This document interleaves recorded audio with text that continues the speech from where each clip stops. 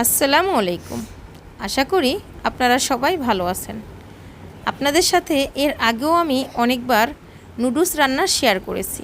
আলহামদুলিল্লাহ, আমার নুডলস রান্না কিন্তু আমার বাসায় সবাই অনেকেই পছন্দ করে। তো আজকে আপনাদের সাথে Chinese egg vegetable Chinese noodles রান্না করব। তো এখানে প্রথমে হচ্ছে আমি পেঁয়াজটাকে একটু ভাজা ভাজা করে নিছি, তারপরে হচ্ছে ডিম ভেজে নিছি সামান্য পরিমাণ লবণ দিয়ে। তারপরে এই যে নুডলসের মশলাগুলো দিয়ে দিব। তারপরে আমি আগে থেকে চিকেনটা ভেজে নিয়েছিলাম সব কিছুর মশলা দিয়ে। চিকেন ফ্রাইয়ের যে মশলাটা আছে সেই মশলা দিয়ে আমি চিকেনগুলোকে ভেজে নিছি।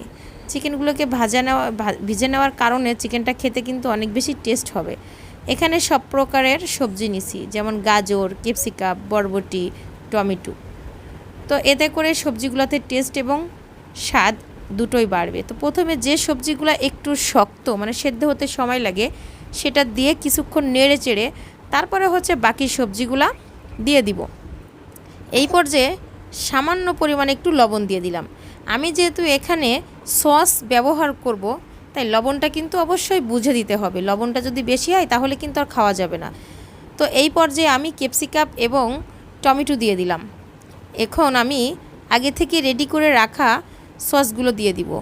এখানে tomato sauce, oyster sauce, soya sauce, chilli sauce সব কিছু একত্রে নিয়ে মিক্সড করে নেওয়া আছে। সাথে হচ্ছে সামান্য পরিমাণ চিনি দেওয়া আছে, যাতে টেস্ট ব্যালেন্স করতে সাহায্য করে। কারণ সসে যেহেতু লবণ থাকে, লবণ আমি সেই পরিমাণে কম দিয়েছি।